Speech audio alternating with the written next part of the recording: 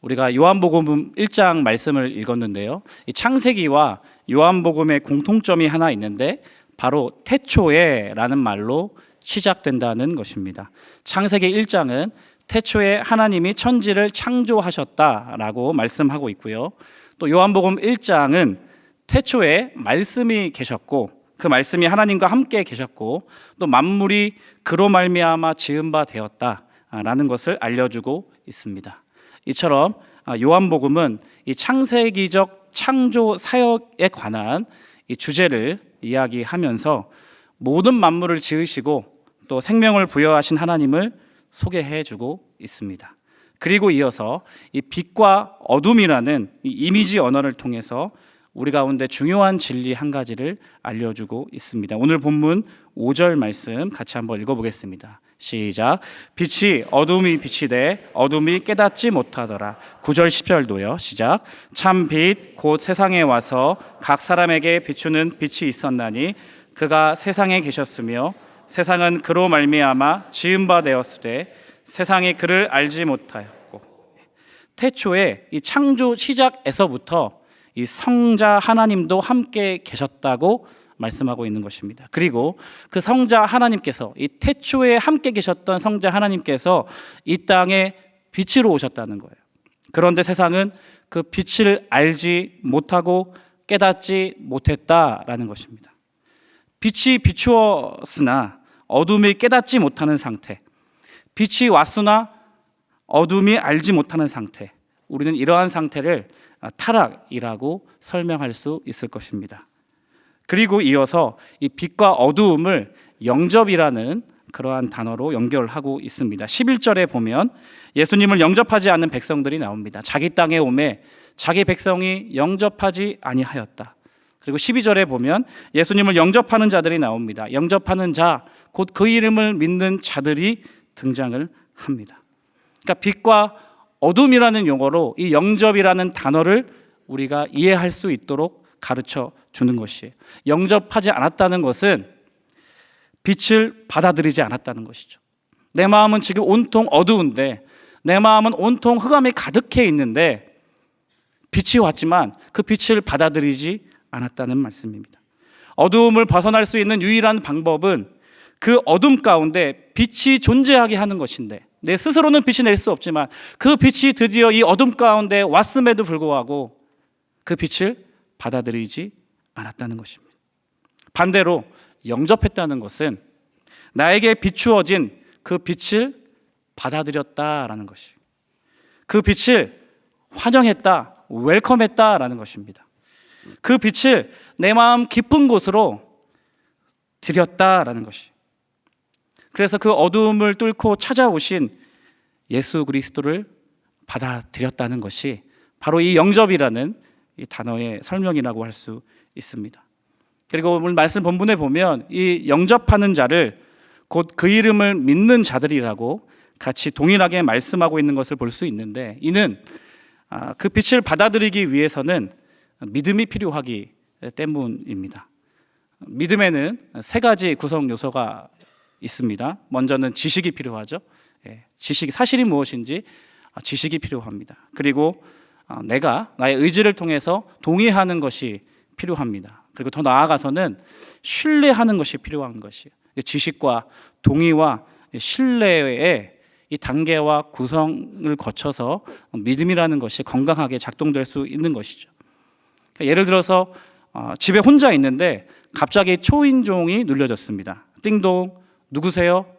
택배 왔습니다. 택배 아저씨의 목소리가 들렸어요. 그러면 이 집에 있는 사람은 그 사람이 택배 기사가 맞는지 생각을 한단 말이죠. 지금 내가 주문한 택배가 올 시간이 됐나? 라는 것을 확인을 하고, 그리고 이제 인터폰이 있다면 그 택배 기사가 맞는지 확인할 겁니다. 그러니까 사실이 무엇인지를 확인하는 것이죠. 지식의 단계입니다. 지식. 택배 기사가 맞구나, 택배 기사님이 맞구나, 이 동의가 되면 네, 기사님 두고 가세요. 네, 저 택배 기사님과 마주치고 싶지 않아요. 이렇게 얘기를 할 수 있겠죠. 네, 뭐 택배 기사님에게 어서 들어오시옵소서, 뭐 기사님이시여 이렇게 얘기하지 않지 않겠습니까? 네, 그러시진 않잖아요. 그러니까 당신은 나의 소중한 택배를 배송해 주시는 기사님이시죠? 오케이, 인정. 동의. 그런데 거기까지인 거죠. 동의의 단계라고 할 수가 있습니다. 그런데 오늘 본문에서 이 영접했다라는 것은, 곧 그 이름을 믿는다라는 것은, 내가 그 참 빛으로 오신 그 예수 그리스도를 지식으로 알고 또 그래 그분은 예수님이셔 라는 그런 동의하는 과정을 넘어서서 그분을 신뢰하는 것입니다. 그분을 신뢰함으로 말미암아 나의 문을 활짝 열고 맞이하는 그 믿음, 그것이 오늘 본문에 나타난 영접이라는 단어의 의미라는 것입니다. 그래서 하나님께서는 이렇게 영접과 어떤 믿음의 과정을 통해서 하나님의 백성들을 구원하시는 것을 기뻐하시는 분이십니다. 그래서 복음서에서 보면 이제 두 부류의 사람이 등장합니다. 예수님을 영접하는 사람, 예수님을 영접하지 않는 사람, 예수님을 믿는 사람, 예수님을 믿지 않고 받아들이지 않는 사람들이 등장하죠. 요한복음에 보면 38년 된 병자, 가늠하다 잡힌 여인, 나사로, 마르다, 마리아 모두 다 힘겹고 어려운 시간들을 보내고 있는 그 지점에서 예수님을 만나요. 그리고 예수님을 영접하게 됩니다. 예수님을 받아들이게 됩니다. 예수님에 대한 말씀에 동의하고 신뢰하게 됩니다. 그래서 새로운 인생을 살아가는 것을 우리는 볼 수 있고요. 또 그런 반면에 헤롯이나 또 빌라도나 또 가룟 유다와 같이 예수님을 자신의 눈으로 마주했지만 예수님을 믿지 못한 채 혹은 받아들이지 못한 채 영접하지 못한 채 그 인생을 마치는 사람들도 등장하게 된다는 것입니다. 우리의 신앙을 점검해 보면 내가 언제 예수님을 영접했었지? 나는 예수님을 영접한 것은 맞나? 기억이 가물가물하신 분들도 있을 거예요. 내가 정말 예수님을 영접한 건 맞나? 나는 그러한 의심과 생각이 든다면 오늘 말씀에 의거하면 내 안에 예수 그리스도를 향한 믿음이 있는지를 점검해 보시면 됩니다. 그러면 반드시 나는 예수님을 영접한 하나님의 사람이라는 것이죠. 오늘 이 자리에 나와 계신 성도님들께 질문 드리고 싶어요. 여러분들은, 우리 성도님들은 예수님을 영접한 사람들입니까? 아니면 교회는 나와 있지만 예배는 드리고 있지만 아직 예수님을 영접하지 못한 사람들입니까? 제 질문에 동의하신다면 네, 아멘으로 화답해 주시기 바랍니다. 당신은 예수님을 영접하셨습니까? 네. 당신은 예수 그리스도께서 십자가에 달리시고 부활하신 것을 믿으십니까? 네. 당신은 그 예수님을 나의 구세주로 받아들이셨습니까? 네. 이 질문에 대답을 하셨다면 이제는 그 다음 구절로 넘어갈 수 있습니다. 오늘 본문 12절 말씀인데요. 우리 다시 한번 같이 한번 읽도록 하겠습니다. 시작. 영접하는 자, 곧 그 이름을 믿는 자들에게는 하나님의 자녀가 되는 권세를, 우리 세 번역으로도 함께 읽어보겠습니다. 시작. 그러나 그를 맞아들인 사람들, 곧 그 이름을 믿는 사람들에게는 하나님의 자녀가 되는 특권을 주셨다. 예수님께서 너무나 간단하고 명쾌하게 말씀해 주셨어요. 예수 그리스도를 영접하면 하나님의 자녀가 된다라는 것입니다. 예수 그리스도를 믿으면, 예수 그리스도를 환영하고 예수 그리스도를 맞이하면 하나님의 아들, 딸이 된다는 것입니다. 아담의 범죄 이후 우리는 본질상 진노의 자녀였다 성경은 기록하죠. 그리고 요한 1서에서는 죄를 짓는 자는 마귀에게 속한 자니 마귀의 자녀라는 표현까지 하는 것을 우리가 알 수 있습니다. 그러나 예수 그리스도를 영접하면, 예수 그리스도를 받아들이면, 참빛 되신 예수 그리스도를 내 마음 가운데 모시면 예수 그리스도의 이름을 믿는 자들에게는 진노의 자녀에서 하나님의 자녀가 된다라는 사실입니다. 죄의 종노릇하며 마귀의 자녀에서 이제는 하나님의 자녀가 되었다라고 선포해 주시는 것입니다. 그 자녀가 있어야 할 자리는 더 이상 사망의 자리가 아니라, 더 이상 죽음의 공포의 자리가 아니라 영원한 생명을 누리는 생명의 자리로 옮겨졌다라고 말씀하시는 것입니다. 할렐루야. 예수 그리스도를 믿음으로 우리는 단번에 우리의 신분의 변화를 경험한 놀라운 사람들이라는 거예요. 그래서 고린도후서 5장 17절 말씀에 보면 그런즉 누구든지 그리스도 안에 있으면 그리스도 안에 있어야 새로운 피조물이 되는 것입니다. 그리스도 안에 있다면 그 믿음 가운데 있다면, 예수 그리스도를 영접했다면 이제는 더 이상 이전 것은 지나갔으니 보라 새 것이 되었도다 선포하고 있는 것이에요. 너 이제 다시 태어났어. 너 이제 새롭게 태어났어. 너의 지난 시간 이제 불순종과 네가 그렇게 죄악들 가운데서 허덕이는 인생 이제 살지 않아도 돼. 그로 인한 너의 아픔과 상처, 외로움, 그 모든 것들로부터 이제는 다 지나갔어. 넌 다시 태어난 거야. 이제는 너는 새로운 삶을 살 수 있어. 이것이 얼마나 놀라운 기적과 같은 말씀입니까? 지금 우리들은요, 다시 태어나 기적과 같은 인생을 살고 있는 줄 믿습니다. 다시 한번 옆에 분들에게 이렇게 인사 나누겠습니다. 당신이 기적이십니다. 네. 우리 한 번 더요. 저 또한 기적의 주인공입니다. 이렇게 인사 나누겠습니다. 그래서 하나님, 예수님을 영접하면 또 그 이름을 믿게 되면 우리가 하나님의 자녀가 되었다는 사실입니다. 그렇다면 이제 하나님의 자녀가 된 우리가 추구해야 하는 것은 무엇일까? 어떻게 살아야 할 것인가? 그것이 저와 우리 모든 성도님들의 과제고 숙제 아니겠습니까? 오늘 두 가지 함께 살펴보기를 원하는데요. 하나님의 자녀라면 첫째로요, 자녀라는 이 신분 의식으로 무장되어야 한다는 것입니다. 자녀라는 이 신분 의식을 무장해야 한다는 것이. 청소년들을 많이 만나다 보면 우리 청소년들이나 젊은이들이 가장 많이 무너지는 것이 이 신분 의식입니다. 많은 아이들이 믿는 가정에서 자라서 모태 신앙이나 혹은 어릴 적부터 교회에 나오는 아이들이 많습니다. 그러다가 이제 사춘기가 되고 또 청소년기가 되면 지금까지 해오던 것으로부터 독립을 추구하는 그러한 시절이 찾아오지 않겠습니까? 그래서 말이 독립이지 이제 왜라는 말을 자주 하기 시작하고요. 또 짜증을 내기 시작하고요. 대놓고 부모의 말을 안 듣는 그러한 반항하는 모습이 일상이 되기 시작합니다. 하지 말라는 것만 골라서 하고요. 먹지 말라는 것만 계속 먹어대고요. 내 아들, 딸임을 부인하는 그러한 부인의 삶을 우리 자녀들이 살아갈 때가 있습니다.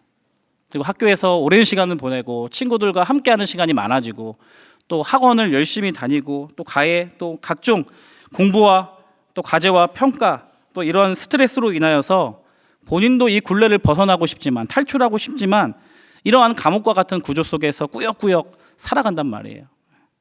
가끔씩 어떤 아이들은 극단적인 생각도 간혹 하면서 말이죠. 이제 그러다 보니 인생이 재미가 없잖아요. 인생이 재미가 없어요. 그런데 이 세상이 주는 유혹은 얼마나 달콤한지, 얼마나 자극적인지, 얼마나 매력적인지, 얼마나 보암직스럽고, 얼마나 먹음직스럽고, 얼마나 탐스럽게 보이는지.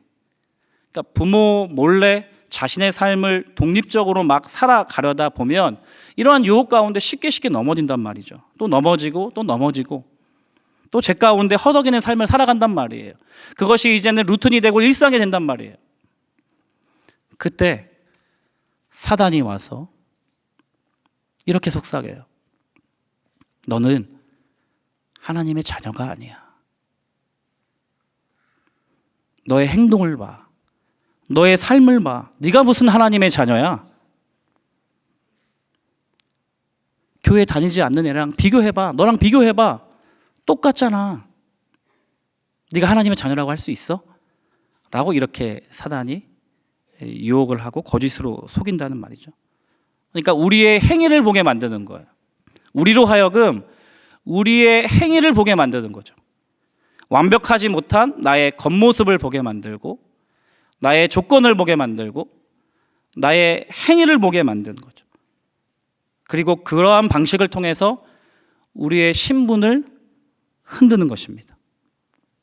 마치 그 사람의 행위가 그 사람의 신분을 결정하는 것처럼, 그 사람의 행동이 그 사람의 신분을 결정짓는 것처럼 말이죠.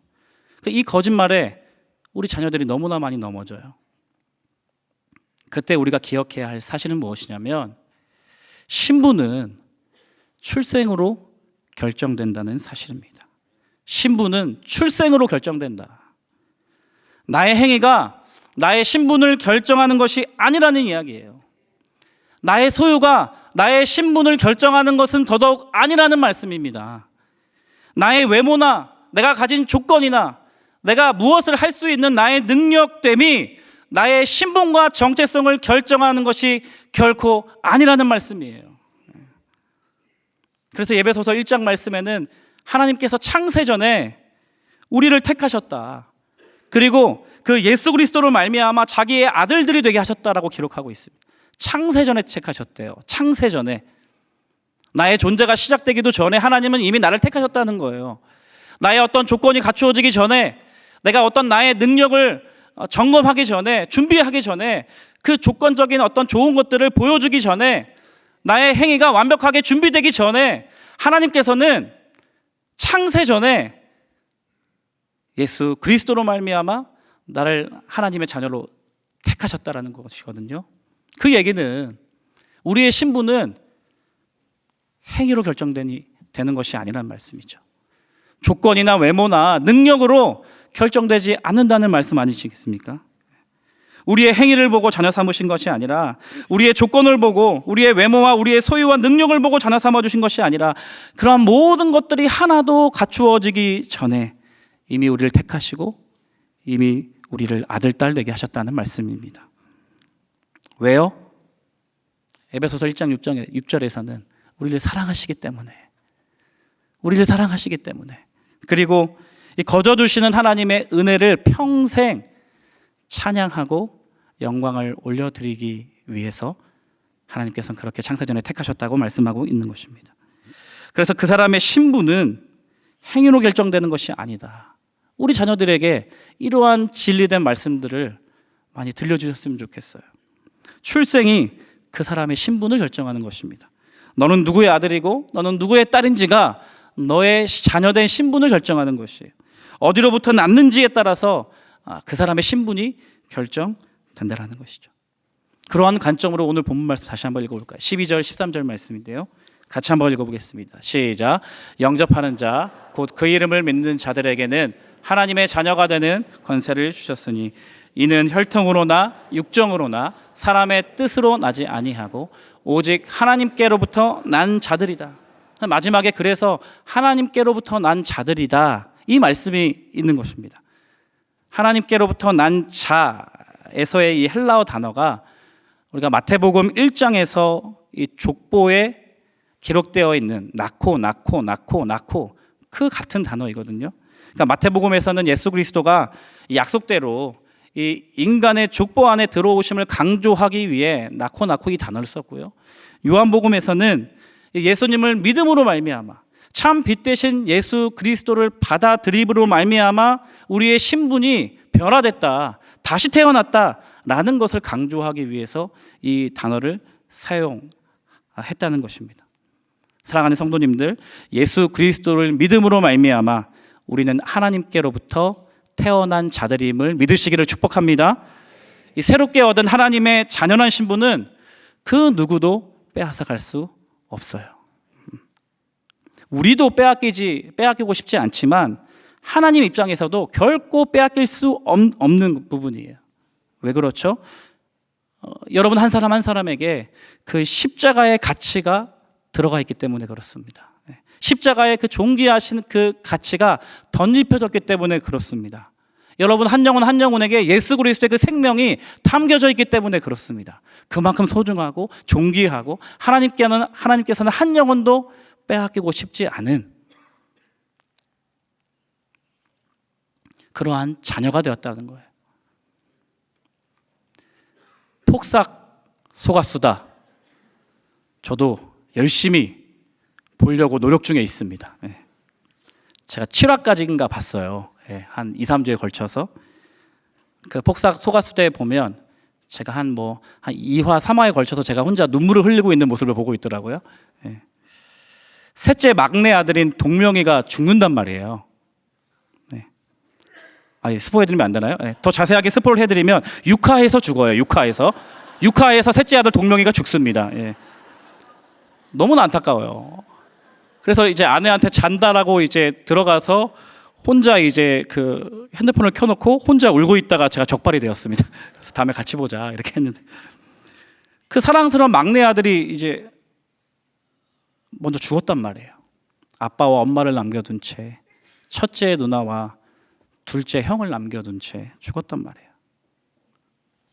남은 가족들의 인생이 어떻겠냐고요. 아빠 양관식, 엄마 오예순, 첫째 우리 또 금명이, 둘째 은명이 할 것 없이 얼마나 그 고통스러운 하루하루를 보내고 있었는지 드라마에 짧게 좀 나오거든요. 그런데 되게 인상적인 장면이 있었어요. 그런데 다 가족들이 막 말도 안 하고 그 슬픔 가운데 깊이 잠겨 있어서 일상도 거의 살아내지 못하고 엄마 아빠도 누워서 그렇게 눈물을 흘리면서 보내고 있다가, 그 드라마에 보면 이 엄마 애순이가 누워만 있다가 사흘 만에 다시 일어나서 열심히 살아보려고 노력하기 시작하는 그 지점이 나옵니다. 그게 언제인지 기억하시나요? 많이 안 보셨나요? 네. 그 금명이 첫째 아들, 첫째 딸, 둘째 아들 금명이와 은명이가 너무 고통스럽게 아파하는 것을 마주하고 나서부터예요. 그러니까 이 첫째 금명이가 자기가 자전거만 타지 않았어도 내 동생 죽지 않았을 텐데 이런 말을 해요. 자기 때문이라는 거예요. 내가 자전거만 안 탔어도 막내 죽지 않았을 텐데 내가 자전거를 타는 바람에 막내가 죽었다는 거예요. 그런가 하면 둘째도 은명이도 자기가 동생을 똑바로 잘 돌봤으면 동생 죽지 않았을 거라는 눈물을 흘리면서 가슴이 미어지는 이런 말들을 합니다. 그런데 누워있던 그 애순이가 첫째, 둘째 이 살아남은 자녀들이 그렇게 고통스러워하고 그렇게 힘들어하고 자기를 정죄하고 있는 모습을 마주할 때 이 엄마가 일어나요. 그리고 내가 살아야겠다 다짐을 합니다. 그리고 열심히 살아갑니다. 그리고 평생 이 첫째 금명이와 둘째 은명이에게 하는 것을 보세요. 자기 것을 다 내어주거든요. 그러니까 부모는 다 그렇잖아요. 자녀를 너무 사랑하니까 자녀가 아파하는 모습을 보고 있으면 무슨 짓을 해서라도 그 자녀를 고통과 슬픔으로부터 건져내기 위해서 정작 자신의 눈물과 슬픔은 다 머금어내면서 살아내는 것이 부모란 말이죠. 자녀가 행복할 수만 있다면 자신이 아끼고 좋아하고 지금까지 자신에게 소중했던 모든 것들을 다 내어놓을 수 있는 것이 부모란 말이에요. 이 장면을 보면서 십자가가 그렇구나. 십자가가 그렇구나. 우리가 죄와 죽음의 공포로 말미암아 고통과 신음하고 있을 때, 죄의 종로로 타고 있을 때, 사망과 죽음을 향해서 한 걸음 한 걸음 걸어가고 있을 때 그것을 지켜만 보고 계시는 하나님의 마음이 어떠셨을까? 하나님께는 너무 가슴 아픈 일인 거예요. 그래서 자기 희생, 자신의 아들을 십자가 고통 가운데 내어주시고 저와 여러분들을 건져내 주셨잖아요. 자신이 당하신 그 단절의 고통은 감내하면서 우리를 자녀 삼아 주신 것이거든요.